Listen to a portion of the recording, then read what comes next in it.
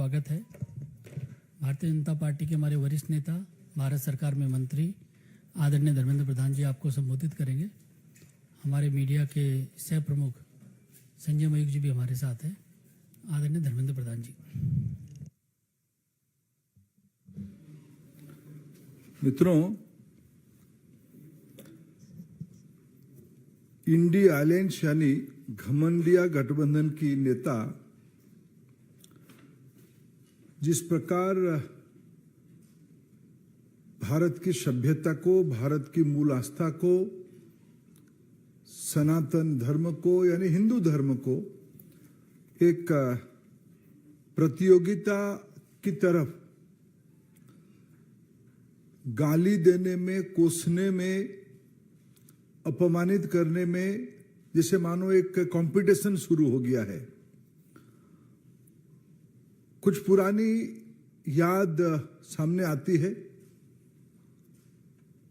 3 दिन पहले ये घटना हुई है। ये घटना कोई अनायास नहीं हुआ है।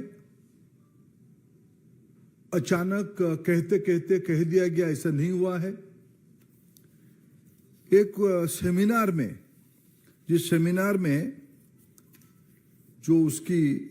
जिसके कारण, जिनकी बयान के कारण ये विवाद हुई है, उन्होंने एक सेमिनार में उदयनिधि ने उसको बोला है और उससे मुंबई की उनकी अभी इंडिया अलायंस की मीटिंग हुई है, घमंडिया समूह की मीटिंग हुई है। उस कन्वेंशन में उन्होंने कन्वेनर तय नहीं कर पाया, नेता तय नहीं कर पाए, लेकिन नीति तय कर दिए। नीति उन्होंने तय किया, सनातन को नीचा करना। इसलिए कभी उदयनिधि, कभी कार्ति चिदंबरम, कभी प्रियंका खड़गे, कभी बिहार की शिक्षा मंत्री नीतीश जी के शिक्षा मंत्री, कभी युवराज अखिलेश यादव जी के प्रमुख नेता स्वामी प्रसाद मौर्य जी, कभी केजरीवाल जी के नेता गौतम जी। ये सब एक योजना के तहत अलग अलग समय में इस काम पे लग गए हैं।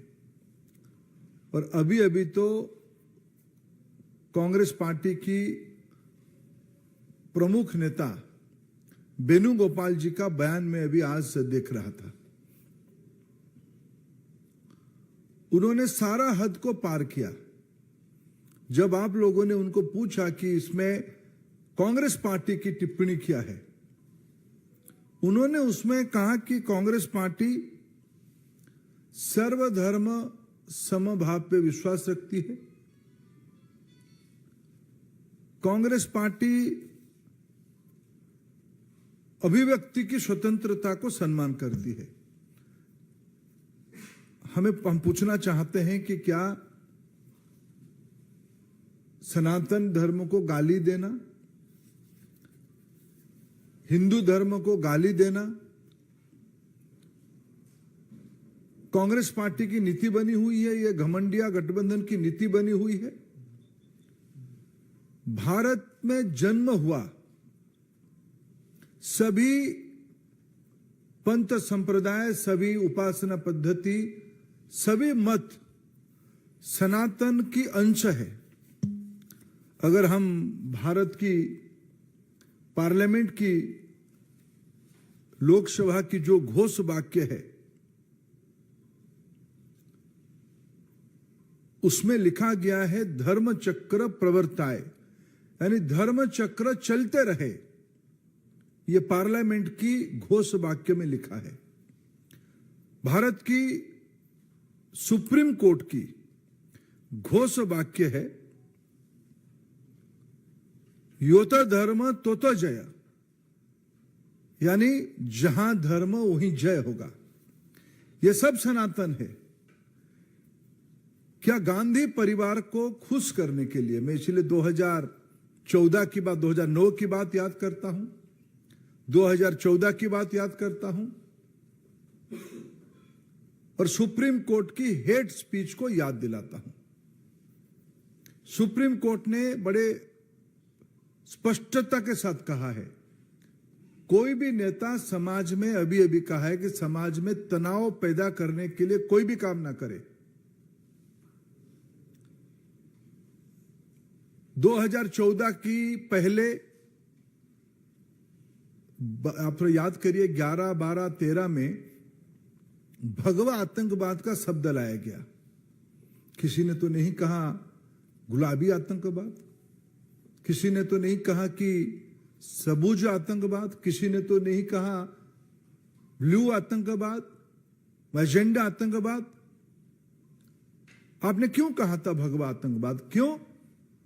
आपकी पैर के नीचे जमीन जा चुकी थी, आपको इसके अंदेशा लग गया था। इसलिए समाज में तनाव बढ़ाने के लिए, समाज में विद्वेष बढ़े, आपने जानबूझ के एक नैरेटिव सेट किया। हम लोग कोई ना भूले, विदेश में जाके ये बात कही गई थी कि हिंदुत्व को डिसमेंटल करने की वर्कशॉप की जाती, उसकी पुनरावृत्ति अभी हो रही है। अभी देश की सर्व समाज की लोगों ने, सभी जाति संप्रदाय पंथ के लोगों ने जब एकजुट होके एक कल्याणकारी व्यवस्था के साथ खड़े हैं, ये वंशवादी नेताओं को ये पच नहीं रहा है। इसलिए पुनः उन्होंने पुराना स्टोरी लाइन को लाने के लिए काम किया है।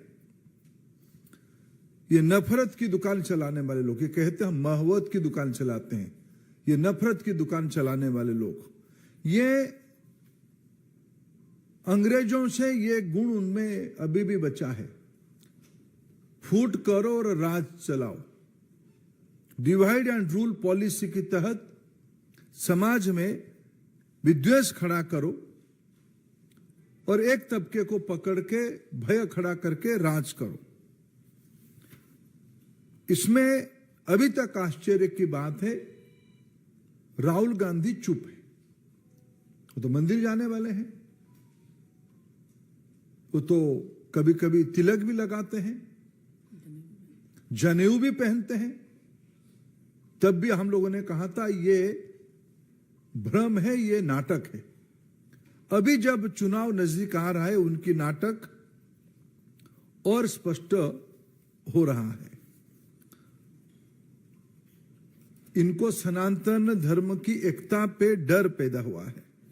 इनके पास, इस राजकुमार समूहों के अंदर, इस वंशवादियों के पास कोई तत्व नहीं है। ये कोई, इसलिए हमें कोई आश्चर्य नहीं हो रहा है।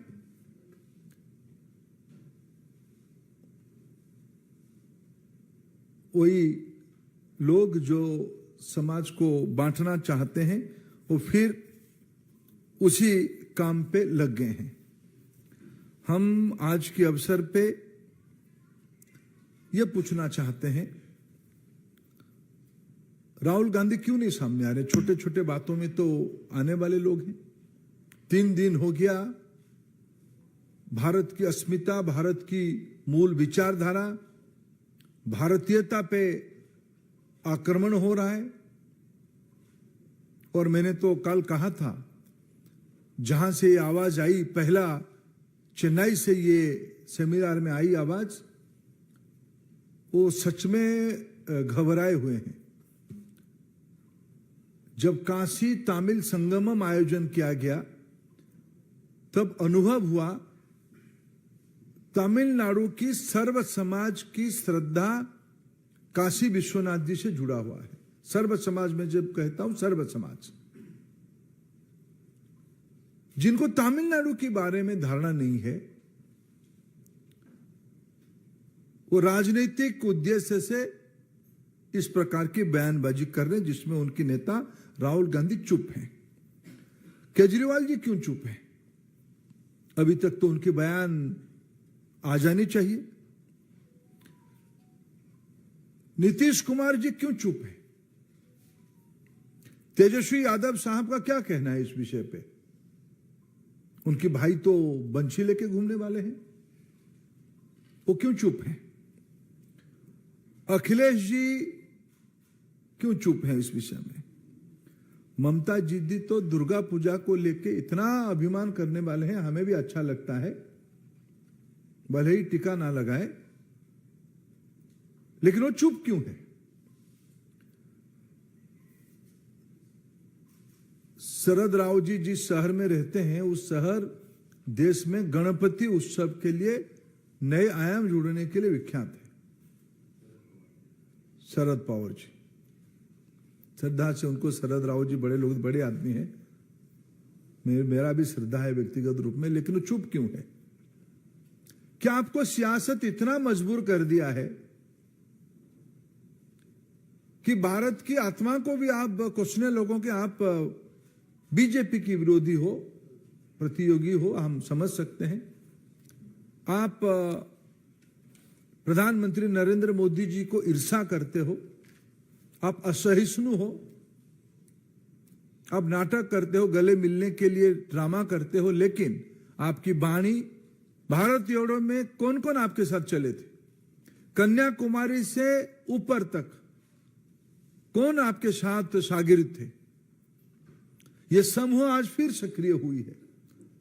इसलिए फिर मैं कहूंगा, उनकी इस देश के संविधान पे विश्वास नहीं है, न्यायपालिका पे विश्वास नहीं। सुप्रीम कोर्ट की मोटो धर्म की जय हो, उसी से जुड़ा हुआ है। पार्लियामेंट की मोटो है धर्म चक्र चलते रहनी चाहिए। भारत की अवधारणा में धर्म एक जीवन प्रवाह है, ये सुप्रीम कोर्ट ने कहा है। हिंदुत्व को वर्णन करते हुए सुप्रीम कोर्ट ने कहा, हिंदुत्व एक उपासना पद्धति नहीं है, हिंदुत्व एक जीवन चर्या है, एक जीवन शैली है, एक प्रवाह है। राजनीति इतनी ओछी नहीं होनी चाहिए। मोहब्बत की दुकान चलाने वाले लोग नफरत की पुड़िया लेके घूम रहे हैं। नेता नहीं, कन्वेनर नहीं, लेकिन नीति बन गया हिंदुत्व को गाली दें। इनके पास नफरत की गोडाउन है, उससे पुड़िया लाके लेके वो देश में डिस्ट्रीब्यूशन कर रहे हैं। उसकी विकल्प में हमारा तो नीति बड़ा स्पष्ट है, हम सबके साथ, सबकी विकास, सबकी विश्वास, सबके लिए प्रयास करने वाले लोग हैं। जो हमारा नीति है, हमने उसी नीति पे गरीबों को घर दिया, कोई उपासना पद्धति को देख के नहीं दिया। हमें सौभाग्य मिला प्रधानमंत्री उज्ज्वला योजना को देश में क्रियान्वयन करने के लिए। हमने कोई धर्म नहीं देखा, कोई जाति नहीं देखा, हमने महिलाओं के सम्मान के लिए, ये कहा जाता है कि कोई धर्म किसी को नीचा दिखाता है, इस देश में महिलाओं का सम्मान हमने बढ़ाई, इज्जत घर दिया। कोरोना में चावल पहुंचा है, बैंक खाते में, जनधन खाते में पैसा पहुंचा है 3 महीने के लिए। हमने कोई जात पात धर्म नहीं देखा। हमारी तो इसीलिए नीति है सबका साथ, सबका विकास, सबका विश्वास, सबके लिए प्रयास। हमारे लिए, हमारी एजेंडा सुख समृद्धि है। आपकी एजेंडा नफरत, शंका, घृणा, विद्वेष, ये आपकी नीति है। भारतीय जनता पार्टी ये अपेक्षा रखती है और हम मांग करते हैं, ये इंडिया अलायंस वाले, घमंडिया गठबंधन वाले इसकी स्पष्टता करें। विशेष करके कांग्रेस पार्टी, ये नहीं चल सकता है ये कह के कि किसी का ये व्यक्ति अभिव्यक्ति का स्वतंत्रता है। क्या हिंदुत्व को गाली देना अभिव्यक्ति में आपका ये स्वतंत्रता का इंटरप्रिटेशन है? भारत की बहुसंख्यक समाज की को आहत करना ये आपका अभिव्यक्ति की स्वतंत्रता की परिभाषा है? कांग्रेस पार्टी इस बयान को खंडन करने के बजाय महिमा मंडन कर रही, ये चिंता की विषय। हम उसको कठोर से कठोर शब्दों में निंदा करते हैं। सुजीत ठाकुर, दैनिक भास्कर। मेरा सवाल है कि कांग्रेस के दूसरे दल हैं जो भी हिंदुत्व को लेकर उनकी स्थिति कभी स्पष्ट नहीं है, कभी गाली देते हैं, कभी साथ देते हैं, बिल्कुल साथ है। ये यहाँ तक भाजपा का बहुत स्टैंड क्लियर रहता है। मेरा सवाल सीधा है कि तमिलनाडु से बात हो रही है, पेरियार की आलोचना आप लोग क्यों नहीं करते हैं? देखो हमें दूसरा बात है, आडवाणी जी बार बार बोल चुके हैं कि हिंदू धर्म सनातन धर्म वही है, यहाँ चार बात जो ईश्वर को नहीं मानते उनके साथ में होगी। आपने उसके खुद ही आंसर दिया। भारतीय जीवन प्रवाह उदारता और व्यापकता को ही सम्मान करती है, डेमोक्रेटिक है, प्रोग्रेसिव है, साइंटिफिक है। आलोचना में हमारी निंदा नहीं है, असहमति नहीं है, लेकिन घृणा पैदा करना, विद्वेष पैदा करना, राजनीति से प्रेरित होकर करना, माइनॉरिटीज़म खड़ा करके डर पैदा कराना, इसमें हमारी आपत्ति है।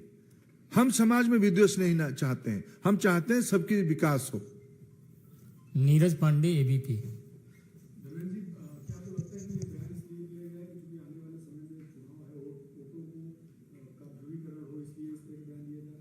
देखिए, जिनके पास मुद्दा नहीं रहता है, हमने कहा ना, पीढ़ी दर पीढ़ी इनके हाथ में देश की बागडोर रहा। राज्यों में, विभिन्न राज्यों में इस वंशवादियों के पास लंबे समय तक मौका रहा, क्यों नहीं कर पाए सेवा? क्यों इतने गरीबों की कल्याण नहीं हुई थी?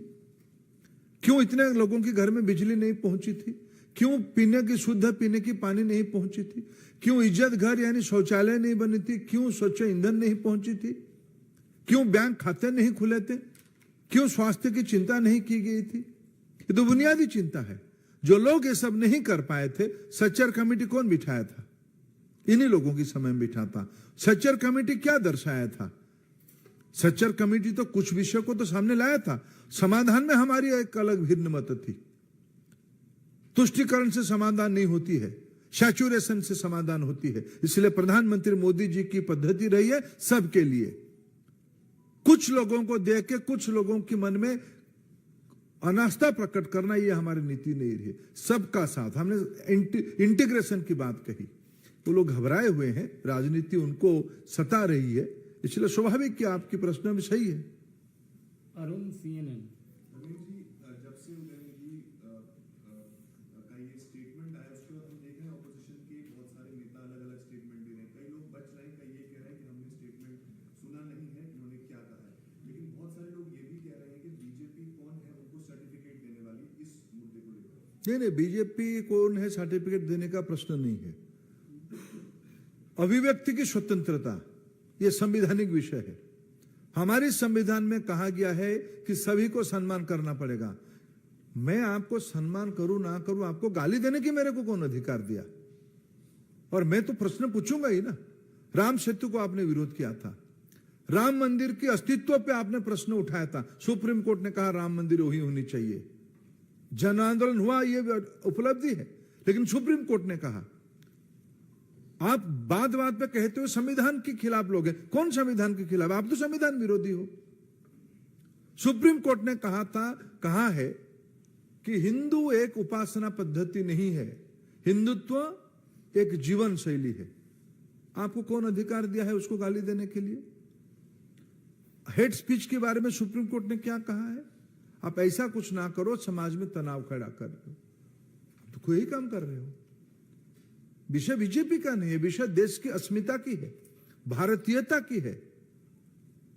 आप समाज में जब आपको मूल विषय में आपको बताऊं, सच में इनके मन में पीड़ा है कि विश्व भर के नेता आके प्रधानमंत्री जी का प्रशंसा करेंगे, पूछेंगे डिजिटल इकोनॉमी में आप इतने गरीबों को कैसे पैसा पहुंचा रहे हो, आपकी यूपीआई कैसे सफल हो रहा है, आपने इतने घरों में चावल कैसे पहुंचाने के लिए रचना पीडीएस सिस्टम को लगाया डिजिटली, आप इतने वैक्सीन कैसे लगाए, 225 करोड़ वैक्सीन बनाया, लगाया, बूस्टर डोज भी लगाया, 25 बिलियन की मेडिसिन हमने एक्सपोर्ट किया। कैसे किया?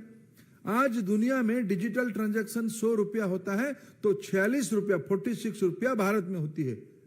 ये विश्व की ग्लोबल बेंचमार्क बन चुकी है, मॉडल बन चुकी है। उनके मन में कुंठा है, ये सब आज चर्चा होगी। देश में आदृत हो रहा है, नई पीढ़ी उसमें से जुड़ रहा है। ये सब कैसे हो रहा है? हम कैसे नहीं कर पा रहे हैं? जागीर तो हमारे पास था। ये सामान्य घर की व्यक्ति ऐसे कैसे आके काम कर रहा है? कैसे, कौन है ये मोदी? ये जो सामंतवादी मनोवृत्ति है ना, असहिष्णुता है, कुंठा है, ये उसकी प्रतिफलन है। आनंद भारत 24।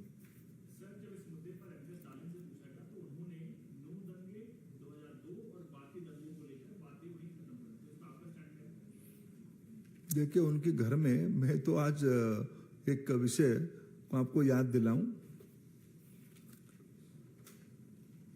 अगर उदय निधि, नाम क्या है? उदय और निधि, अगर अपनी मां को पूछ लेते कि मां मैं ये कहने जा रहा हूं, मां को मैं मेरा बड़ा आदर करता हूं, आदरणीय स्टालिन जी की धर्मपत्नी को, नाम है दुर्गा जी, रोज शक्ति का दर्शन करते हैं। ये भारतीयता है। अगर थोड़ा बहुत पूछ लेते ना, दंगा 2014 के बाद भारत में नहीं के बराबर है। आज भाईचारा की सरकार है, विकास की सरकार है, सौहार्द की सरकार है। ये सब भी, ये सारे में आज भारत 5 नंबर की अर्थनीति बन गई। पीड़ा उस विषय की है। आमोद राय, टीवी 9। सर, पहले उत्तर प्रदेश, बिहार और अब दक्षिण भारत में ये लगातार जो हो रहा है, ये कहीं न कहीं ओबीसी वोट को अपने तरफ रुझान करने के लिए किया जा रहा है या हिंदू वोट बैंक में बांटने की कोशिश कर रहा है? देखो, भारतीय जनता पार्टी सर्व समाज, सर्वस्पर्शी और सभी को साथ लेके चलना चाहता है। आज जो बीजेपी की जनाधार बना है, जो 2014 में प्रधानमंत्री जी पहला भाषण में पार्लियामेंट की सेंट्रल हॉल में कहा था, मेरे सरकार देश की गरीब, महिला, वंचित, अनुसूचित जाति, जनजाति के प्रति समर्पित रहेगा। पिछले 9 सालों में उसमें हमने काम किया है। घर में उजाला लाए हैं, घर बनाई है, पानी पहुंचाया है, शौचालय बनाया है, स्वास्थ्य की चिंता किया है, रोजगार बढ़ाया है। इस साल बजट में 10 लाख करोड़ रुपया की कैपेक्स इंप्लीमेंट हो रहा है, रोजगार बढ़ रही है। भारत दुनिया की स्किल हब बन रहा है। इसमें हम विश्वास करते हैं। भारत की कुछ सहजता रहेगी, लेकिन हमारे विश्वास है विकास के साथ, एस्पिरेशन के साथ लोग जुड़ेंगे। यतीन ने टीवी 18।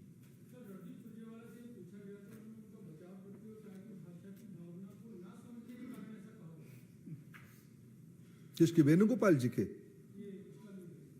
नहीं, मैं तो वेणुगोपाल जी का पूछ रहा हूं। क्या चुप रहना एक भाषा है? राहुल गांधी जी क्यों चुप हैं? रणजीत सुरजेवाला साहब बताएं। अभी मैं कार्तिक चिदम्बरम जी, उनकी तो भाषा की कोई इश्यू नहीं है। उन्होंने क्या कहा है, मैं अगर पढ़ूं थोड़ा 2 मिनट मेरे को, जो कार्तिक चिदम्बरम जी की जो बयान आई है उसको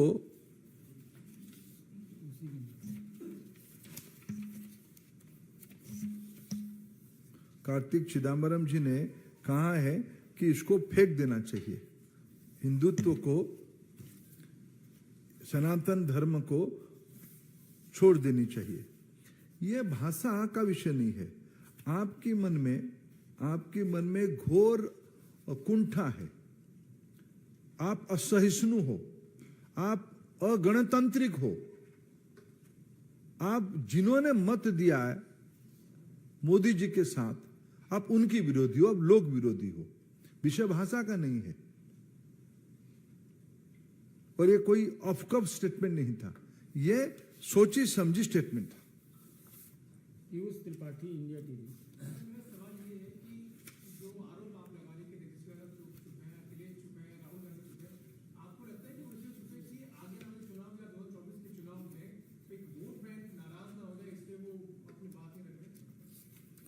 देखिए, उनकी नीति, मैंने कहा 2009 की एक स्टेटमेंट में आपको, मैं इतना पुराना बात नहीं उठाना चाहता, लेकिन आपने कहा तो 2009 की मैंने राहुल गांधी जी की एक विदेश में, फिर यही नहीं, विदेश में मैंने एक स्टेटमेंट देख रहा था।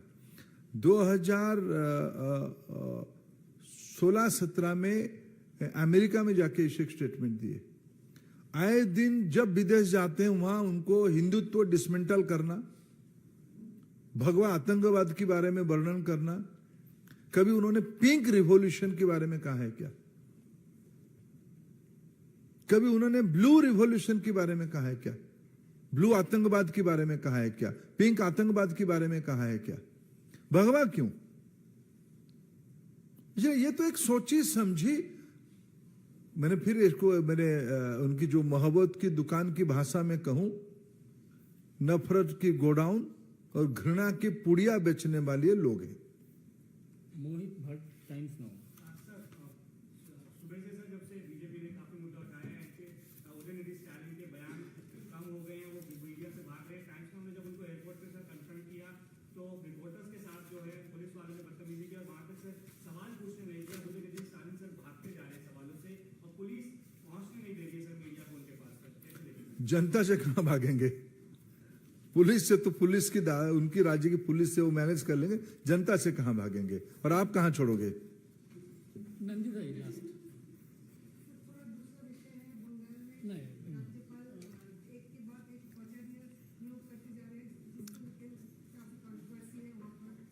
धन्यवाद।